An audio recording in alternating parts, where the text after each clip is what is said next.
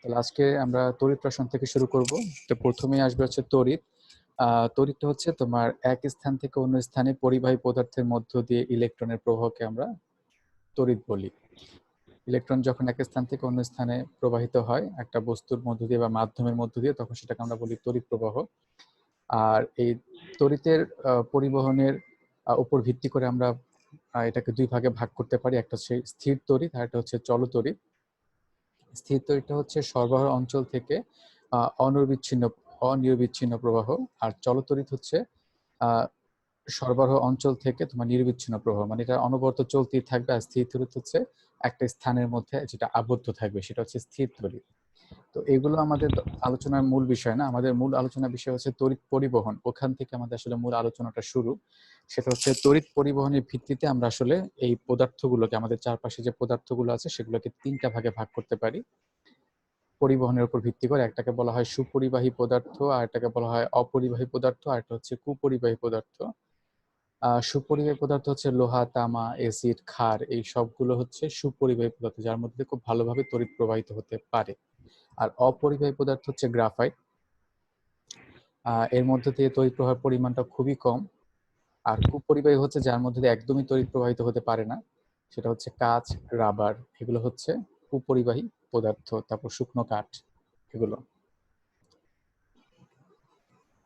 এরপর আমরা আসবো হচ্ছে তড়িৎ পরিবাহী পদার্থ ও শ্রেণী বিভাগ। এটা হচ্ছে তড়িৎটা কিভাবে প্রবাহিত হচ্ছে, কোন মাধ্যমের মধ্য দিয়ে প্রবাহিত হচ্ছে, তার উপর ভিত্তি করে আমরা এই পদার্থগুলোকে আবার দুইটা শ্রেণীতে ভাগ করতে পারি। একটাকে বলা হয় ধাতব পরিবাহী বা ইলেকট্রনীয় পরিবাহী, আর একটাকে বলা হয় তড়িৎ বিশ্লেষ্য পরিবাহী।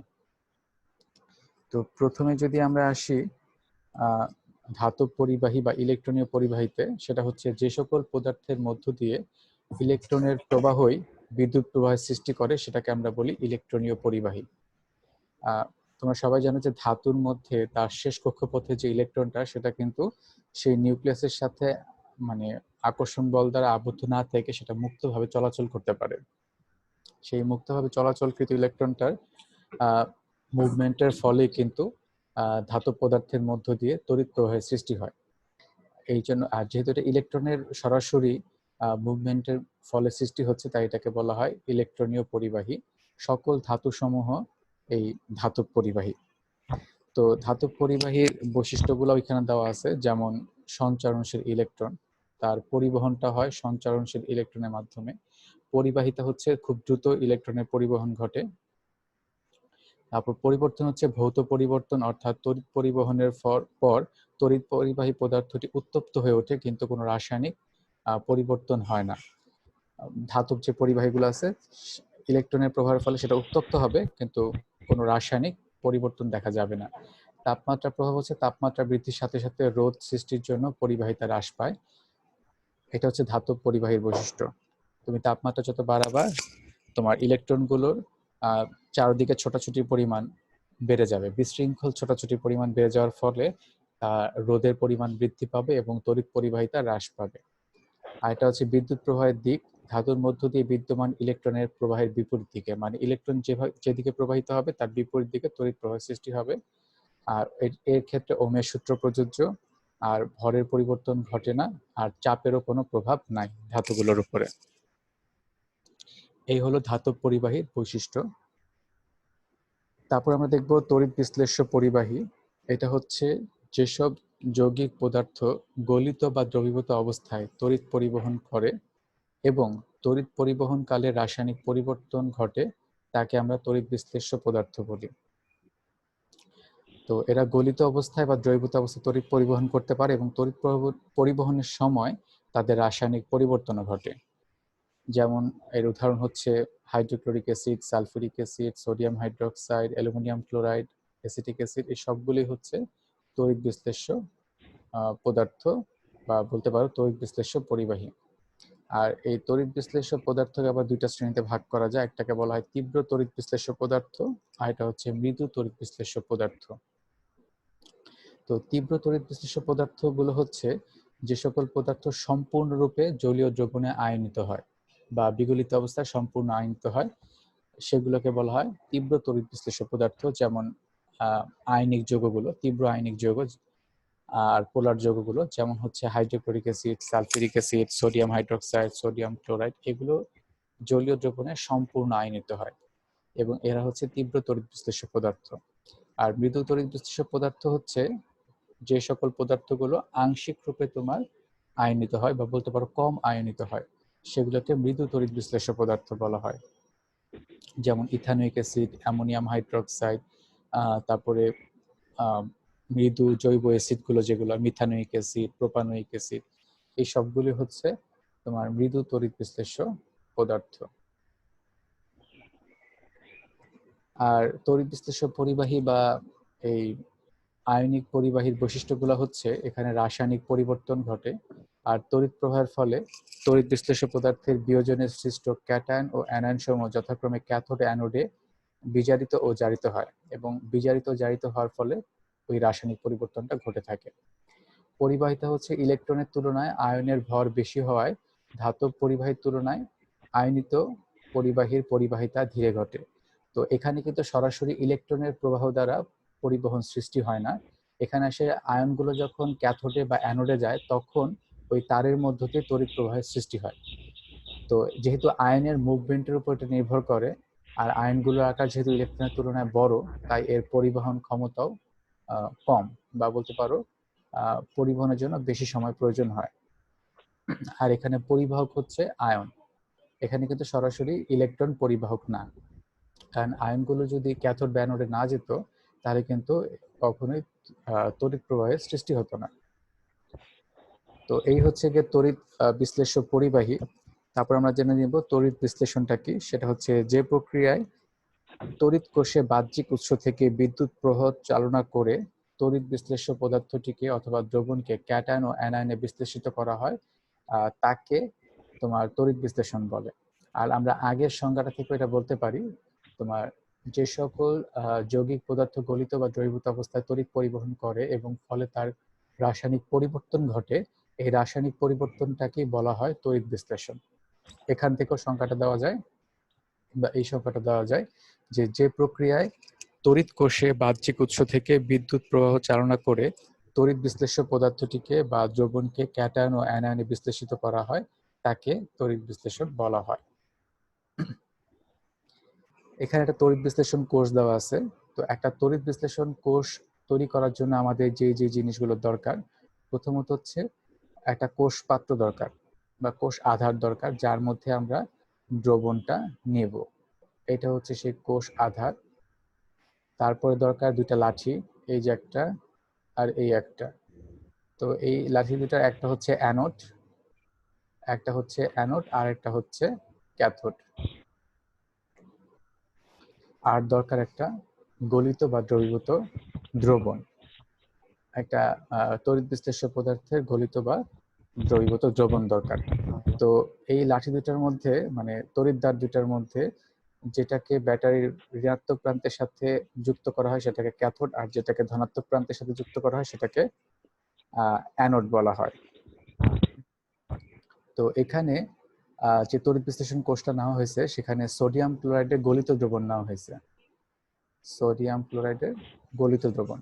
তো এই সোডিয়াম ক্লোরাইডকে যদি আমরা গলিত দ্রবণ নেই তাহলে সেখানে থাকবে হচ্ছে সোডিয়াম আয়ন আর থাকবে হচ্ছে ক্লোরাইড আয়ন, এই দুই ধরনের আয়ন থাকবে।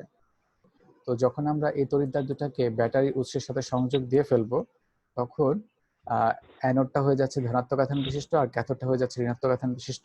তখন আমাদের দ্রবণে থাকা যে অ্যানায়নটা আছে ক্লোরাইড আয়ন ঋণাত্মক আধানধর্মী, সেটা ধনাত্মক তড়িৎদ্বারের দিকে যাবে মানে অ্যানোডের দিকে যাবে এবং যে ইলেকট্রন ত্যাগ করবে, ইলেকট্রন ত্যাগ করে ক্লোরিনে পরিণত হবে। এইভাবে দুইটা ক্লোরিন যখন অ্যানোডে গিয়ে ইলেকট্রন ত্যাগ করবে তখন সেখান থেকে তৈরি হবে ক্লোরিন গ্যাস। এই বিক্রিয়াটাকে কি বিক্রিয়া বলা হয়? জারণ বিক্রিয়া না বিজারণ বিক্রিয়া? বলো দেখি। স্যার জারণ। জারণ বিক্রিয়া। হ্যাঁ, তাহলে অ্যানোডে ঘটতেছে জারণ বিক্রিয়া, আর ক্যাথোডে আমাদের যে সোডিয়াম ধাতুটা আছে ধনাত্মক আধান বিশিষ্ট, সেটা যেহেতু ধনাত্মক আধান বিশিষ্ট সেটা ঋণাত্মক তড়িৎদ্বার ক্যাথোডের দিকে যাবে, যে ইলেকট্রনটা গ্রহণ করবে, গ্রহণ করে সোডিয়াম ধাতুতে পরিণত হবে। এই বিক্রিয়াটাকে বলা হয় তাহলে বিজারণ বিক্রিয়া। তাহলে এখানে তড়িৎ বিশ্লেষণ কোষে তোমার অ্যানোডে ঘটতেছে জারণ বিক্রিয়া আর ক্যাথোডে ঘটতেছে বিজারণ বিক্রিয়া। ঠিক আছে, তো ক্লোরিনটা যখন অ্যানোডিক ইলেকট্রন ত্যাগ করবে, ত্যাগ করার পর সেই ইলেকট্রনটা তারের মধ্য দিয়ে ব্যাটারি উৎসের এখানে চলে যাবে। আর ক্যাথোডটা যেহেতু ব্যাটারি উৎসের ঋণাত্মক প্রান্তের সাথে যুক্ত, তখন সোডিয়াম ধাতুটা ওই ক্যাথোডের কাছে গিয়ে একটা ইলেকট্রন গ্রহণ করে সোডিয়াম ধাতুতে পরিণত হবে। তো এটাই হচ্ছে একটা তড়িৎ বিশ্লেষণ কোষে যে ঘটনাটা ঘটে, সেইটা এখানে দেওয়া হইলো। এবং এখানে এই কোষটা প্রথম যে আবিষ্কার করেন আলেসান্দ্রো ভোল্টা, এর নাম অনুযায়ী তড়িৎ রাসায়নিক যে কোষটাও তৈরি করা হয় সেটাকে ভোল্টার কোষ বলা হয়। তো এখানে তড়িৎ বিশ্লেষণ কোষের যে তড়িৎ বিশ্লেষণ প্রক্রিয়াটা, এটা কিসের মানে 3টা প্যারামিটারের উপর নির্ভর করে। এটা যদিও এখানে লেখা নাই, তাও আমি বলে দিচ্ছি। এই তড়িৎ বিশ্লেষণ প্রক্রিয়াটা 3টা প্যারামিটারের উপর নির্ভর করে। একটা হচ্ছে জারণ ও বিজারণ বিভব, জারণ আর হচ্ছে বিজারণ বিভবের উপর নির্ভর করে। 2 নাম্বার হচ্ছে তড়িৎদ্বারের প্রকৃতি, মানে কি ধরনের তড়িৎদ্বার তুমি ব্যবহার করতেছো সেটার উপর নির্ভর করে তড়িৎদ্বার। আর 3 নাম্বার হচ্ছে আয়নের ঘনমাত্রা। 3 নাম্বার প্যারামিটার হচ্ছে আয়নের ঘনমাত্রা। এই 3টা প্যারামিটারের উপর নির্ভর করে।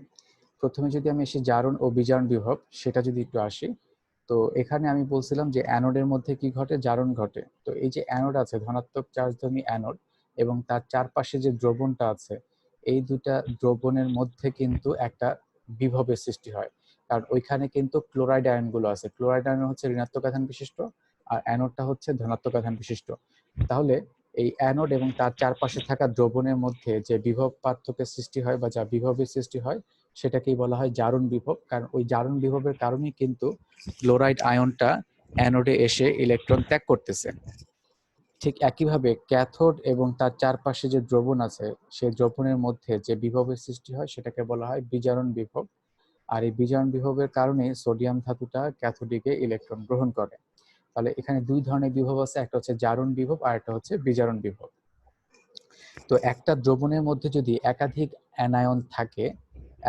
আয়ন থাকে, যেমন ধরো একটা দ্রবণের মধ্যে আয়োডাইড আয়নও আছে, সেখানে ক্লোরাইড আয়নও আছে, সেখানে সালফেট আয়নও আছে।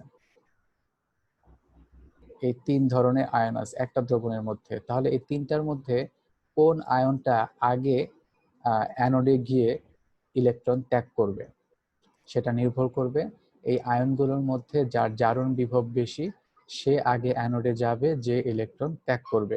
তার মানে একাধিক আয়ন থাকলে সবাই গিয়ে কিন্তু ইলেকট্রন ত্যাগ করবে না, তাদের মধ্যে যার জারণ বিভব বেশি সে আগে গিয়ে অ্যানোডে ইলেকট্রন ত্যাগ করবে। তো সেই ক্ষেত্রে তোমার আয়োডাইড আয়নের কিন্তু জারণ বিভবটা বেশি এই 3 জনের মধ্যে। তাহলে আয়োডাইড আয়নটা আগে গিয়ে ইলেকট্রন ত্যাগ করবে। ঠিক আছে, তারপর হচ্ছে ক্লোরাইড, তারপর হচ্ছে সালফেট। ঠিক আছে, ঠিক একইভাবে স্যার, যদি হ্যাঁ বলো। কার বিভব বেশি ওইটা মানে কি মুখস্থ রাখতে হবে নাকি হ্যাঁ, কোনো নিয়ম আছে? না না, একটু মুখস্থ রাখতে হবে। এটা হচ্ছে তোমাদের বইতে একটা চার্ট দেওয়া আছে, আমিও চার্টটা দিয়ে দিব, তখনই দেখতে পাবা যে কার জারণ বিভব বেশি কার বিজারণ বিভব বেশি। আর নর্মালি যদি আমরা চিন্তা করি, বলতো ক্লোরাইড আয়ন এবং যে আয়োডাইড আয়ন, এই দুইটার মধ্যে কোন আয়নটার আকার বড়? আয়োডিনের। আয়োডিনের আকার বড়। আয়োডিনের শেষ কক্ষপথে যে ইলেকট্রনটা আছে তার সাথে আয়োডিনের আকর্ষণ বল বেশি হবে না কম হবে? কম হবে। তাহলে সে কিন্তু সহজে সেই ইলেকট্রনটা ত্যাগ করতে পারবে, তাই না? তাহলে তার বিভবটা কি হওয়া উচিত? বেশি হওয়া উচিত। আর ক্লোরাইডের আকার ছোট হওয়ার কারণে শেষ কক্ষপথে ইলেকট্রনের সাথে তার কিন্তু আকর্ষণ বলটা কি হবে?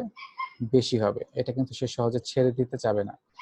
আর উল্টাভাবে চিন্তা করলে বলতো ক্লোরিনের ইলেকট্রন গ্রহণ করার ক্ষমতা বেশি না আয়োডিনের ইলেকট্রন গ্রহণ করার ক্ষমতা বেশি? ক্লোরিন। তাহলে যার ইলেকট্রন গ্রহণ করার ক্ষমতা বেশি সে কি সহজে ইলেকট্রনটা ছাড়তে চাবে? চাবে না। তাহলে তার ওই জারণ, যেহেতু তার ইলেকট্রন ত্যাগ করার ক্ষমতাটা কম বা প্রবণতা কম, তাহলে তার জারণ বিভবটা কি হবে? কম হবে। ঠিক একইভাবে আয়োডিনের যেহেতু ইলেকট্রন গ্রহণ করার ক্ষমতা কম, তাই তার ইলেকট্রন ত্যাগ করার ক্ষমতাটা কি? বেশি। এই জন্য তার জারণ বিভবটা বেশি। ওইভাবে লজিক্যালি কিন্তু জিনিসগুলো ব্যাখ্যা করা যায়, তবে বইতে চার্ট দেওয়া আছে, সেই চার্টটাও তুমি মনে রাখতে পারো। ঠিক আছে, এরপর যদি আসি আমরা, একটা দ্রবণে যদি একাধিক আয়ন থাকে, ক্যাটায়ন থাকে, তাহলে সেই ক্যাটায়নগুলোর মধ্যে কোনটা আগে ইলেকট্রন গ্রহণ করবে, এটাও কিন্তু একটা জানার বিষয়। ঠিক আছে, এখন ধরো একটা দ্রবণের মধ্যে একটা আয়নের মধ্যে বা একটা দ্রবণের মধ্যে H+ আয়ন আছে এবং সাথে সোডিয়াম প্লাস আয়ন আছে, দুইটা ক্যাটায়ন আছে। তাহলে এই দুইটা ক্যাটায়নের মধ্যে কোন ক্যাটায়নটা আগে তোমার ক্যাথোডে যাবে এবং গিয়ে ইলেকট্রন গ্রহণ করবে, সেটা কিন্তু নির্ভর করবে তাদের বিজারণ বিভবের উপরে। তাহলে ধাতুগুলোর মধ্যে বা ক্যাটায়নগুলোর মধ্যে যার বিজারণ বিভব বেশি, সে আগে ক্যাথোডে গিয়ে ইলেকট্রন গ্রহণ করবে। এখন সোডিয়াম আয়ন এবং H+ আয়নের মধ্যে কিন্তু H+ আয়নের বিজারণ বিভব বেশি। H+ আয়নের বিজারণ বিভব বেশি হওয়ার কারণে সে কিন্তু আগে ক্যাথোডে যাবে, যে ইলেকট্রন গ্রহণ করবে। ঠিক আছে, তাহলে তোমার একাধিক ক্যাটায়ন বা অ্যানায়ন থাকলে কোনটা আগে জারিত বা বিজারিত হবে তা নির্ভর করছে তাদের জারণ ও বিজারণ বিভবের উপরে। ঠিক আছে, এই জিনিসটা কি বুঝতে পারছো? জি স্যার। ওকে, তারপর আসি আমরা তড়িৎদ্বার। তড়িৎদ্বারের উপরও কিন্তু তোমার নির্ভর করে কোনটা আগে জারিত হবে বা বিজারিত হবে। যেমন ধরো এখানে যে চিত্রটা দেওয়া আছে, হ্যাঁ, সেই চিত্রে এই যে তড়িৎদ্বারগুলো, সেই তড়িৎদ্বারগুলো যদি গ্রাফাইটের তৈরি হয়, হ্যাঁ, কথা কি শুনতে পাচ্ছ তোমরা? আচ্ছা, এখানে যে যে তড়িৎদ্বার দুইটা আছে, ধরো এই তড়িৎদ্বার দুইটা গ্রাফাইট দিয়ে তৈরি, হ্যাঁ, এই তড়িৎদ্বার দুইটা গ্রাফাইট দিয়ে তৈরি, এবং এখানে সোডিয়াম ক্লোরাইডের জলীয় দ্রবণ নেওয়া হয়েছে, সোডিয়াম ক্লোরাইডের জলীয় দ্রবণ। তাহলে সেখানে কিন্তু সোডিয়াম আয়ন থাকবে, ক্লোরাইড আয়ন থাকবে, সেখানে পানির H+ আয়ন থাকবে এবং পানির হাইড্রোক্সাইড আয়ন থাকবে। তো মোট কয়টা আয়ন থাকবে? 4টা আয়ন থাকবে। ঠিক আছে, এখন এই গ্রাফাইট তড়িৎদ্বারে যখন, বা প্লাটিনাম যদি প্লাটিনামে তৈরি হয়, সেই প্লাটিনামের তড়িৎদ্বারের মধ্য দিয়ে তুমি যখন তড়িৎ প্রবাহিত করবা, তখন আমাদের এখানে যে ক্যাটায়ন গুলো আছে, সোডিয়াম আয়ন এবং H+ আয়ন, এই দুইটা আয়নের মধ্যে কিন্তু যেহেতু H+ আয়নের বিজারণ বিভব বেশি, সে প্লাটিনাম তড়িৎদ্বারে যাবে এবং প্লাটিনাম তড়িৎদ্বারে গিয়ে ইলেকট্রন গ্রহণ করে হাইড্রোজেন গ্যাস তৈরি করবে। এটা হচ্ছে বিজারণ বিক্রিয়া। আর যদি তুমি তড়িৎদ্বার হিসেবে প্লাটিনাম ব্যবহার না করে, দিছে কে? না ইমতিয়াজ স্যার ওস্তাদ। হ্যাঁ, আচ্ছা এদিকে দেখো, যেটা আমরা দেখতেছিলাম, এই পেজটা কি দেখা যাচ্ছে? জি স্যার। জি স্যার। আচ্ছা, যেটা বলতেছিলাম, প্রথমে আমরা কি ব্যবহার করছিলাম? প্লাটিনাম তড়িৎদ্বার, আর সেখানে সোডিয়াম ক্লোরাইডের জলীয় দ্রবণ নিয়েছিলাম। হ্যাঁ, তো সেখানে H+ আয়নটা তড়িৎদ্বারে গিয়ে ইলেকট্রন গ্রহণ করে হাইড্রোজেন গ্যাসে পরিণত হয়েছিল। কিন্তু এখানে তুমি যদি তড়িৎদ্বার হিসেবে প্লাটিনাম ব্যবহার না করে মার্কারি ব্যবহার করো, মার্কারির প্রতি কিন্তু সোডিয়াম ধাতুর আকর্ষণ বেশি। মার্কারির প্রতি H+ এর তুলনায় সোডিয়াম ধাতুর আকর্ষণ বেশি। তাহলে সেই ক্ষেত্রে H+ আয়নের বিজারণ বিভব বেশি হওয়া সত্ত্বেও সোডিয়াম আয়নটা তড়িৎদ্বারে যাবে, মানে ক্যাথোডে যাবে, ক্যাথোডে যে ইলেকট্রন গ্রহণ করে সোডিয়াম ধাতুতে পরিণত হবে, যেরকম সোডিয়াম ধাতুতে পরিণত হবে, এবং সেই সোডিয়াম ধাতুটা পরবর্তীতে মার্কারির সাথে যুক্ত হয়ে সোডিয়াম অ্যামালগাম তৈরি করবে। ঠিক আছে, সোডিয়াম অ্যামালগাম তৈরি করবে। তার মানে এখানেও কিন্তু নির্ভর করতেছে তুমি কোন তড়িৎদ্বারটা ব্যবহার করতেছো। তোমার তড়িৎদ্বার চেঞ্জ হওয়ার সাথে সাথে কিন্তু তোমার বিজারণ বিক্রিয়া বা জারণ বিক্রিয়াটা কি হয়ে যাচ্ছে? চেঞ্জ হয়ে যাচ্ছে। এই পয়েন্টটা কি বুঝতে পারছো? জি স্যার। তারপর আসি আমরা আয়নের ঘনমাত্রা, 3 নাম্বার পয়েন্ট। তো এই যে আমরা সোডিয়াম ক্লোরাইডের জলীয় দ্রবণের কথা বলতেছিলাম, সোডিয়াম ক্লোরাইডের জলীয় দ্রবণের মধ্যে ছিল সোডিয়াম প্লাস, ক্লোরাইড মাইনাস, তারপর ছিল H+, আর একটা ছিল হাইড্রোক্সাইড মাইনাস। এখন ব্রাইন কি তোমরা কি জানো? ব্রাইন কাকে বলে? সোডিয়াম ক্লোরাইডের সোডিয়াম ক্লোরাইডের জলীয় দ্রবণ। শুধু জলীয় দ্রবণ? অসম্পৃক্ত জলীয় দ্রবণ না? সম্পৃক্ত জলীয়, নাকি সম্পৃক্ত? সম্পৃক্ত জলীয় দ্রবণ। হ্যাঁ, তাহলে সোডিয়াম ক্লোরাইডের সম্পৃক্ত জলীয় দ্রবণকে ব্রাইন বলে। তাহলে আমি যদি এখানে ব্রাইন নেই, তাহলে এটা হচ্ছে সোডিয়াম ক্লোরাইডের সম্পৃক্ত জলীয় দ্রবণ। সেখানে কিন্তু সোডিয়াম আয়নের ঘনমাত্রা অনেক বেশি হবে, ক্লোরাইড আয়নের ঘনমাত্রা বেশি হবে, কিন্তু H+ আয়ন এবং হাইড্রোক্সাইডের ঘনমাত্রা কি হবে? কম হবে। তো যেহেতু ব্রাইনে তোমার সোডিয়াম আয়ন এবং ক্লোরাইড আয়নের ঘনমাত্রা বেশি, সেই ক্ষেত্রে কিন্তু ক্লোরাইড আয়নটা অ্যানোডে যাবে, অ্যানোডে গিয়ে ইলেকট্রন গ্রহণ করবে, সেখানে কিন্তু হাইড্রোক্সাইড আয়ন যাবে না। কিন্তু হাইড্রোক্সাইড আয়নে কিন্তু আবার তোমার যে জারণ বিভব সেটা কিন্তু ক্লোরাইড থেকে বেশি। কথাটা আবার বলতেছি, এখানে যে আয়নগুলো আছে সোডিয়াম আয়ন এবং H+ আয়ন, এই দুটার মধ্যে কিন্তু H+ এর বিজারণ বিভব বেশি। আর যে দুটো অ্যানায়ন আছে ক্লোরাইড আয়ন এবং হাইড্রোক্সাইড আয়ন, তার মধ্যে কিন্তু হাইড্রোক্সাইড আয়নের তোমার জারণ বিভব বেশি। তাহলে কার আসলে অ্যানোডে যাওয়ার কথা? হাইড্রোক্সাইড আয়নের অ্যানোডে যে জারিত হওয়ার কথা, কিন্তু ক্লোরাইড আয়নের ঘনমাত্রা অনেক অনেক বেশি হওয়ার কারণে সেই ক্লোরাইড আয়নটা অ্যানোডে যায়, যে ইলেকট্রন ত্যাগ করে ক্লোরিন গ্যাসে পরিণত হয়। ঠিক আছে, তার মানে এখানে এই জারণ এবং বিজারণ বিক্রিয়াগুলো নির্ভর করতেছে তিনটা পয়েন্টের উপরে। একটা হচ্ছে আয়নগুলোর জারণ ও বিজারণ বিভবের উপরে, তারপর হচ্ছে তড়িৎদ্বারের উপরে, আর একটা হচ্ছে আয়নের ঘনমাত্রার উপরে। ঠিক আছে, এই হচ্ছে তিনটা বিষয় যার উপরে তড়িৎ বিশ্লেষণ সবচেয়ে বেশি নির্ভর করে। ক্লিয়ার এটা? জি স্যার। ওকে। স্যার সোডিয়াম অ্যামালগামের একটা কি বলছিলেন সেকেন্ড পয়েন্ট, ওইটা একটু আরো বলবেন? আচ্ছা, ওইটা বলতেছি। এই যে তড়িৎ বিশ্লেষণ কোষটা এখানে আছে, হ্যাঁ, আমি একটু এটাকে ক্লিয়ার করে দিই জিনিসটাকে, ছবিটাকে আবার।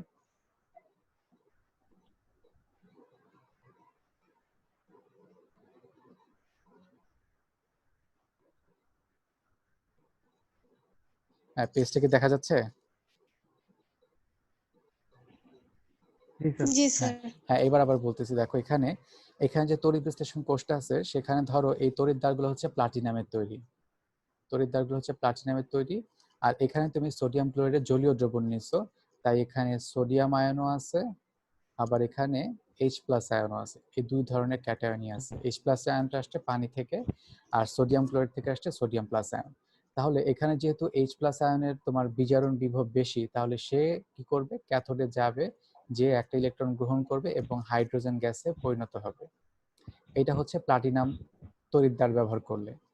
আর এই ক্ষেত্রে তুমি যদি প্লাটিনাম তড়িৎদ্বার ব্যবহার না করে মার্কারিকে তড়িৎদ্বার হিসেবে ব্যবহার করো, মার্কারির প্রতি হচ্ছে সোডিয়াম ধাতুর আকর্ষণটা বেশি, কারণ সে ধাতুগুলোর সাথে যুক্ত হয়ে অ্যামালগাম গঠন করতে চায়, স্থিতিশীল যে সংকর ধাতু সেটা তৈরি করতে চায়।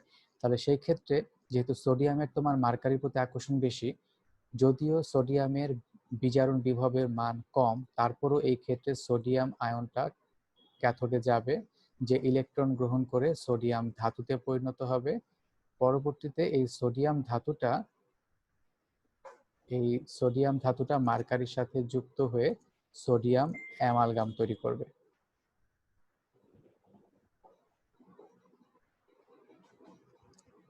এই হচ্ছে সোডিয়াম অ্যামালগাম।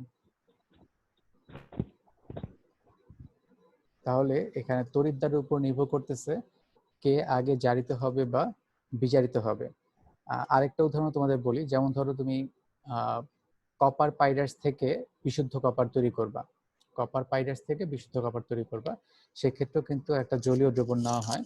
তো ওই ক্ষেত্রে তুমি যদি গ্রাফাইট ব্যবহার করো, গ্রাফাইট ব্যবহার করলে কিন্তু H+ আয়নটা গিয়ে ইলেকট্রন গ্রহণ করে। কিন্তু তুমি যদি তড়িৎদ্বার হিসেবে কপার ধাতু ব্যবহার করো, তাহলে সেই ক্ষেত্রে কিন্তু কপারই কি করবে? তোমার ক্যাথোডে গিয়ে ইলেকট্রন গ্রহণ করে কপার ধাতুতে পরিণত হবে। তার মানে এখানে তড়িৎদ্বারের উপর ডিপেন্ড করে কে জারিত হবে বা বিজারিত হবে। স্যার একটা কোশ্চেন ছিল। বলো। স্যার সোডিয়াম তো হচ্ছে গিয়ে মানে প্লাটিনামের প্রতি আকর্ষিত না, কিন্তু হচ্ছে গিয়ে মার্কারির প্রতি আকর্ষিত। কিন্তু স্যার এখানে যদি H+ এর ঘনমাত্রা বেশি থাকে তাহলে কি হবে? মার্কারি ব্যবহার করার পরেও জি মার্কারি, স্যার, H+ এর ঘনমাত্রা যদি বেশি থাকে তারপরও সেখানে সোডিয়ামটাই যাবে, কারণ ওরই আকর্ষণটা বেশি, এখানে ওর পাওয়ারটা বেশি, এবং মার্কারি আসলে সোডিয়ামের প্রতি আসক্তিটা বেশি। সে হাইড্রোজেনের সাথে ওখানে কোনো ধরনের রাসায়নিক পরিবর্তনে যেতে চাবে না। কিন্তু প্লাটিনাম ব্যবহার করলে সেই ক্ষেত্রে বিক্রিয়াটা চেঞ্জ হয়ে যেতে পারে। সোডিয়াম আয়নের ঘনমাত্রা বেশি দিলে সেখানে সোডিয়াম ধাতু এসে সঞ্চিত হতেও পারে। ওটা ঘনমাত্রার উপর ডিপেন্ড করবে, তুমি সোডিয়াম আয়নের ঘনমাত্রা কত দিচ্ছ। ঠিক আছে, তাহলে এই হলো গিয়ে তড়িৎ বিশ্লেষণ কোষ। এরপরে আসবো আমরা শিল্পক্ষেত্রে তড়িৎ বিশ্লেষণ কোষের প্রয়োগ। সেটা হচ্ছে ডাউ পদ্ধতি বা ডাউন পদ্ধতিতে গলিত সোডিয়াম ক্লোরাইডের তড়িৎ বিশ্লেষণের মাধ্যমে সোডিয়াম ধাতু নিষ্কাশন করা হয়, অথবা বলতে পারো বিশুদ্ধ সোডিয়াম ধাতু তৈরি করা হয়। তারপরে মার্কারি ক্যাথোড সেলে সোডিয়াম ক্লোরাইডের জলীয় দ্রবণে তড়িৎ বিশ্লেষণের মাধ্যমে সোডিয়াম হাইড্রোক্সাইড, হাইড্রোজেন ও ক্লোরিন গ্যাস উৎপন্ন করা হয়। তো আমরা যখন আসলে মার্কারি তড়িৎদ্বার ব্যবহার করব, তখন কি বলছিলাম, ক্যাথোডে কোন ধাতুটা সঞ্চিত হবে বলো? স্যার সোডিয়াম, সিএল বলে। সোডিয়াম সোডিয়াম সোডিয়াম ধাতু সঞ্চিত হবে। সেই সোডিয়ামটা আবার পানির সাথে বিক্রিয়া করে কিন্তু তোমার সোডিয়াম হাইড্রোক্সাইডে পরিণত হবে। এই জন্য আমরা তড়িৎ বিশ্লেষণের সময় যদি মার্কারি ব্যবহার করি তড়িৎদ্বার হিসেবে, তাহলে সেখান থেকে সোডিয়াম হাইড্রোক্সাইড প্রস্তুত করা যায়, এবং ইন্ডাস্ট্রিয়ালি এইভাবেও কিন্তু সোডিয়াম হাইড্রোক্সাইড তৈরি করা হয় এবং সাথে হাইড্রোজেন গ্যাস উৎপন্ন হয়। ঠিক আছে, বিক্রিয়া। আচ্ছা, আরেকটা হচ্ছে সোডিয়াম ক্লোরাইড জলীয় দ্রবণে তড়িৎ বিশ্লেষণের মাধ্যমে সোডিয়াম ক্লোরাইড, হাইপোক্লোরাইড উৎপাদন করা হয়। তারপর সোডিয়াম কার্বনেট তৈরি করা হয়। আর এটা হচ্ছে অ্যালুমিনিয়াম তড়িৎ বিশ্লেষণে তোমার বিশুদ্ধ অ্যালুমিনিয়াম ধাতু নিষ্কাশন করা হয়। তোমরা এটা হয়তো পড়ছিলা, তাই না? বক্সাইট থেকে বিশুদ্ধ অ্যালুমিনিয়াম ধাতু নিষ্কাশন। হ্যাঁ, এটা কিন্তু হ্যাঁ ক্লাস 10-এ পড়ছিলা, ওইটাই ছিল তড়িৎ বিশ্লেষণ প্রক্রিয়া, তাই না? তারপরে অবিশুদ্ধ তামাকে বিশুদ্ধকরণ, তামাক না কিন্তু তামা, ঠিক আছে, তামাকে বিশুদ্ধকরণ মানে কপারকে বিশুদ্ধকরণ। ওই যে কপার পাইরাসের কথা বলছিলাম, কপার পাইরাসের তুমি যদি তড়িৎদ্বার হিসেবে অ্যানোড হিসেবে অবিশুদ্ধ কপার ধাতু আর ক্যাথোড হিসেবে বিশুদ্ধ কপারের একটা পাত ব্যবহার করো, তাহলে সেখানে তড়িৎ বিশ্লেষণের মাধ্যমে বিশুদ্ধ কপার ক্যাথোডে সঞ্চিত হয়। আর একটা হচ্ছে ইলেকট্রোপ্লেটিং। ইলেকট্রোপ্লেটিং এর মাধ্যমে কম সক্রিয় ধাতুর উপরে অধিক সক্রিয় ধাতুর উপরে কম সক্রিয় ধাতুর প্রলেপ দেওয়া হয় ধাতুর স্থায়িত্ব রক্ষা করার জন্য। তো ইলেকট্রোপ্লেটিং এর সংজ্ঞাটা কি কেউ জানো? আপনি তো বলে দিলেন। হ্যাঁ রাইট, আমি বলেই দিলাম। একটা অধিক সক্রিয় ধাতুর উপরে কম সক্রিয় ধাতুর প্রলেপ দেওয়া তড়িৎ বিশ্লেষণের মাধ্যমে, সেটাই হলো ইলেকট্রোপ্লেটিং। স্যার এটাকে গ্যালভানাইজিং বলা হয় না? গ্যালভানাইজিং এ তো দস্তা ব্যবহার টিনের করা হয়। প্রলেপ, নির্দিষ্ট ধাতু দেওয়া টিনের হয়। প্রলেপ। ওইখানে একটা নির্দিষ্ট ধাতু ব্যবহার করা হয়, আর ইলেকট্রোপ্লেটিং এ তোমার যে কোনো ধাতুই ব্যবহার করা যায়। আর যে ধাতুটা আমরা প্রলেপ দিব সেটাকে কি হিসেবে ব্যবহার করব? অ্যানোড না ক্যাথোড? যেই ধাতুটার প্রলেপ দিব সেই ধাতুটাকে কি হিসেবে ব্যবহার করব? অ্যানোড হিসেবে ব্যবহার করব না ক্যাথোড হিসেবে ব্যবহার করব? সেটাকে অ্যানোড হিসেবে ব্যবহার করব। আর ক্যাথোড না, সেটাকে অ্যানোড হিসেবে। আর যেই ধাতুর উপরে প্রলেপ দিব সেটা হচ্ছে ক্যাথোড। ঠিক আছে, যেই ধাতুর উপরে প্রলেপ দিব সেই ধাতুটা হচ্ছে ক্যাথোড, আর যেই ধাতুর প্রলেপ দিব সেটা হচ্ছে অ্যানোড। আর এখানে যে ধাতুর প্রলেপ দিব সেই ধাতুর একটা লবণের দ্রবণ ব্যবহার করতে হবে তড়িৎ বিশ্লেষ্য পদার্থ হিসেবে। ঠিক আছে, এবার আসি আমরা আর একটা গুরুত্বপূর্ণ জিনিস, সেটা হচ্ছে তড়িৎ রাসায়নিক তুলনাঙ্ক। সেটা হচ্ছে তোমার তড়িৎ বিশ্লেষণ প্রক্রিয়ায় আমরা যে তড়িৎ বিশ্লেষণটা দেখতেছিলাম সেই প্রক্রিয়ায় তোমার কি হয়, অ্যানায়ন গুলা অ্যানোডে এসে ইলেকট্রন ত্যাগ করে, তাই না? আর ক্যাটায়ন গুলো ক্যাথোডে যে ইলেকট্রন গ্রহণ করে। তো এখানে তোমার তড়িৎ রাসায়নিক ব্যাপারটা হচ্ছে তড়িৎ বিশ্লেষণ প্রক্রিয়া কোনো তড়িৎ বিশ্লেষের মধ্য দিয়ে 1 কুলম্ব বিদ্যুৎ চালনা করলে তড়িৎদ্বারে যে পরিমাণ পদার্থ সঞ্চিত বা দ্রবীভূত হয় তাকে উক্ত পদার্থের তড়িৎ রাসায়নিক তুলনাঙ্ক বলা হয়। তার মানে ওইখানে যে ব্যাটারি উৎস ছিল, ব্যাটারি উৎস থেকে কিন্তু তড়িৎ প্রবাহিত হচ্ছিল, আর ব্যাটারি দিয়ে তড়িৎ প্রবাহের ফলে কিন্তু ক্যাথোডটা হয়ে গেছিল তোমার ঋণাত্মক আধান বিশিষ্ট আর অ্যানোডটা হয়ে গেছিল ধনাত্মক আধান বিশিষ্ট। তখন কিন্তু অ্যানায়নগুলো তোমার অ্যানোডে গিয়ে ইলেকট্রন ত্যাগ করছিল, আর ক্যাটায়নগুলো ক্যাথোডে গিয়ে ইলেকট্রন গ্রহণ করে ক্যাথোডে গিয়ে সঞ্চিত হয়েছিল। তো এখন সেই তড়িৎদ্বারের মধ্য দিয়ে যদি আমি 1 কুলম্ব চার্জ প্রবাহিত করি বা 1 কুলম্ব বিদ্যুৎ প্রবাহিত করি, তাহলে তড়িৎদ্বারে যে পরিমাণ পদার্থ সঞ্চিত হবে বা দ্রবীভূত হবে তাকে উক্ত পদার্থের তড়িৎ রাসায়নিক তুলনাঙ্ক বলা হয়। যেমন আরেকটা চিত্র যদি এখানে আমরা আঁকতে পারি, ধরো এটা হচ্ছে একটা তড়িৎ বিশ্লেষণ কোষ, এখানে একটা তড়িৎদ্বার আছে, এইদিকেও একটা তড়িৎদ্বার আছে। হ্যাঁ, এই দুইটা তড়িৎদ্বার, এদের মধ্যে সংযোগ দেওয়া আছে ব্যাটারি দিয়ে। এটা হচ্ছে ধনাত্মক, এটা হচ্ছে ঋণাত্মক তড়িৎদ্বার। এখন এটা যদি হয় তোমার কপারের তৈরি, এটা হচ্ছে অ্যানোড, আর এটা হচ্ছে ক্যাথোড। আর এখানে আমি কপার সালফেটের দ্রবণ ব্যবহার করছি। তাহলে এখানে যে বিক্রিয়াটা ঘটবে এটাকে বলতে পারবা কি ধরনের বিক্রিয়া ঘটবে, কোথায় কিভাবে, অ্যানোডে কি বিক্রিয়া হবে আর ক্যাথোডে কি বিক্রিয়া হবে?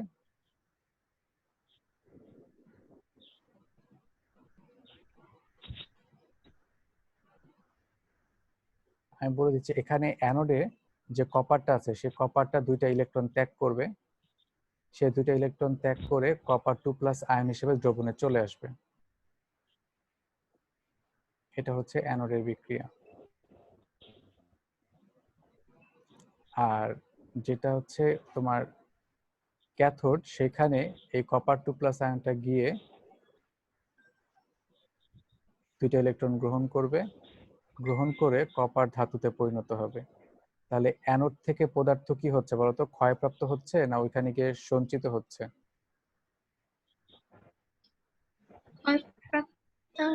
ক্ষয়প্রাপ্ত হচ্ছে। ওই কথাটাই কিন্তু এখানে লেখছে, ক্ষয়প্রাপ্ত হচ্ছে না, ওই কথাটা এখানে লেখছে দ্রবীভূত হয়, ওই কথাটা এখানে লেখছে দ্রবীভূত হয়। আর ক্যাথোডিকে কপার ধাতুটা কি হচ্ছে, সঞ্চিত হচ্ছে। ওইটা এখানে বলা আছে যে তড়িৎদ্বারে যে পরিমাণ পদার্থ সঞ্চিত হয়।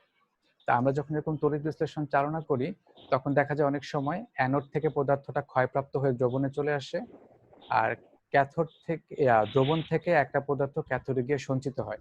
এই জন্য এখানে কথাটা বলছে তড়িৎ বিশ্লেষণ প্রক্রিয়ায় কোন তড়িৎ বিশ্লেষণের মধ্য দিয়ে 1 কুলম্ব বিদ্যুৎ চালনা করলে তড়িৎদ্বারে যে পরিমাণ পদার্থ সঞ্চিত হয় বা দ্রবীভূত হয়, তার মানে তড়িৎদ্বারে পদার্থ সঞ্চিত হতে পারে বা সেখান থেকে পদার্থ দ্রবণে দ্রবীভূত হতে পারে। আচ্ছা, তো স্যার আমি না বুঝি নাই, একটু আবার বলবেন? হ্যাঁ, আবার বলতেছি। আরেকটা উদাহরণ দিয়ে তোমাকে বুঝাই, সেটা হচ্ছে ধরো এই একটা হচ্ছে ক্যাথোড আর একটা হচ্ছে এখানে অ্যানোড। ক্যাথোডটা হচ্ছে তোমার ধনাত্মক চার্জ বিশিষ্ট আর অ্যানোডটা হচ্ছে ঋণাত্মক চার্জ বিশিষ্ট। আর অ্যানোড হিসেবে ধরো এখানে ব্যবহার করলাম জিঙ্ক ধাতু, ঠিক আছে? আর এটা হচ্ছে একটা কপার তড়িৎদ্বার ক্যাথোড।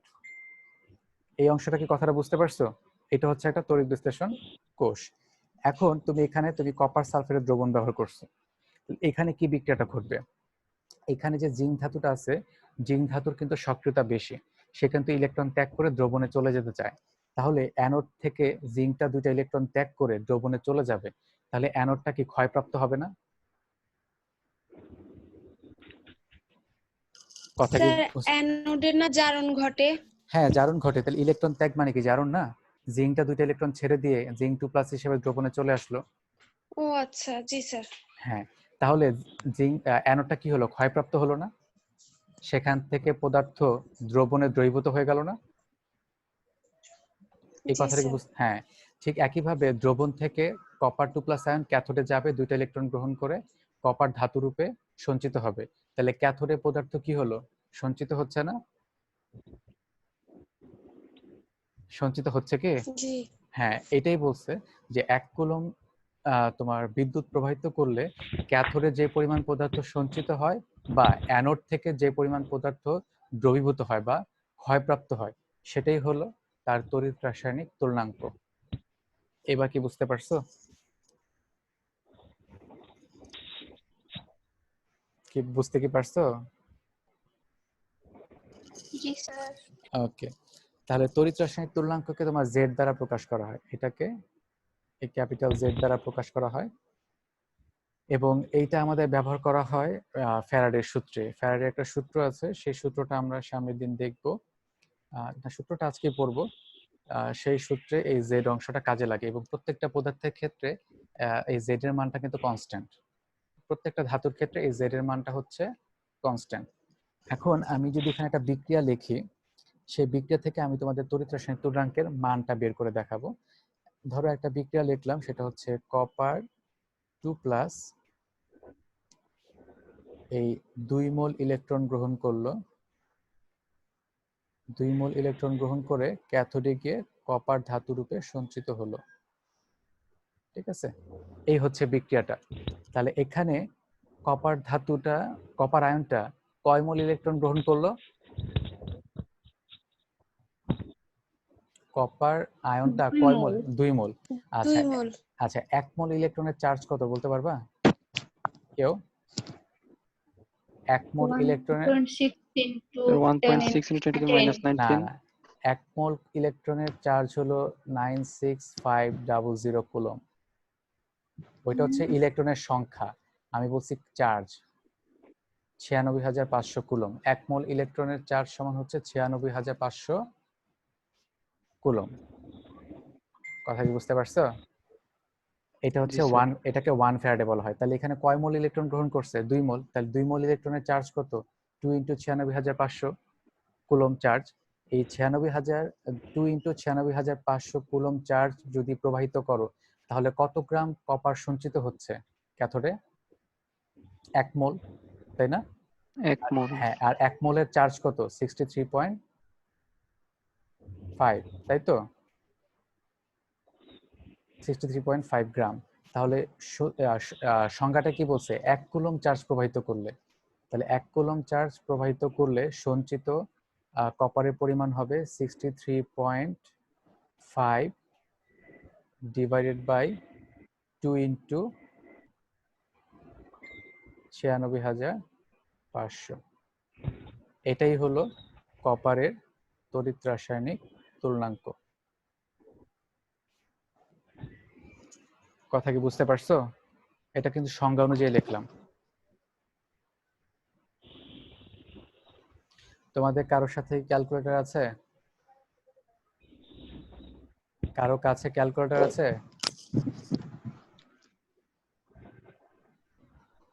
স্যার আছে। হ্যাঁ, তাহলে যার কাছে আছে সে 1 মোল সংখ্যাটাকে, 1 মোল হচ্ছে 6.023 × 10⁻23, এটাকে 1.6 × 10⁻19 দিয়ে গুণ করো, দেখো কত আসে। স্যার আবার 6.023 একটু বলবেন? 6.0 6.23 × 10⁻23 into 1.6 × 10⁻19, 10⁻23 into 1.6 × 1 point 1.6 × 10⁻19 কত হয় দেখো? Sir 10 inverse 19 19। স্যার 96,368। হ্যাঁ, পারলাম না। এটা হচ্ছে 1 মোল ইলেকট্রনের চার্জ। এই 6.023 × 10⁻23 কি 1 মোল না? আর একটা ইলেকট্রনের চার্জ কত? 1.6 × 10⁻19 না? তাহলে এটাকে যদি গুণ করি তাহলে সেটা 1 মোল ইলেকট্রনের চার্জ বের হবে না? তো এটাকে আমরা রাউন্ড ফিগার হিসেবে 96,500 লিখি। এটা একদম এক্স্যাক্টলি 96,500